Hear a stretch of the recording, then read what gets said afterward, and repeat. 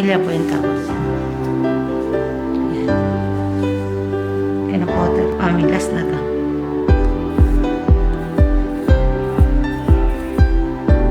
Okay na. Okay. Ganyan nangyari yung sa paano anak ko.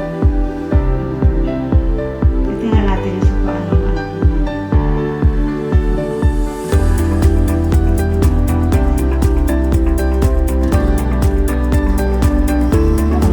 Mas okay yun.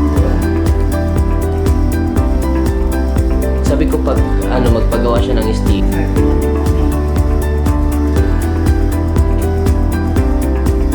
Ano ang pakiramdam at ano ba ang tinanggal sa iyo? Yung sasabi ni ma'am na milya, tsaka mga warts, blackheads sa ilong. Ayun. Medyo masakit pero tiis lang para malinisan yung mukha. First time kong nagpa-ganito. So maganda naman yung pakiramdam after nung ginawa yung ganong procedure. Maaliwalas pakiramdam na nabawasan ng tanggal ng blackhead. Saka thank you so much po Ma'am Jeline.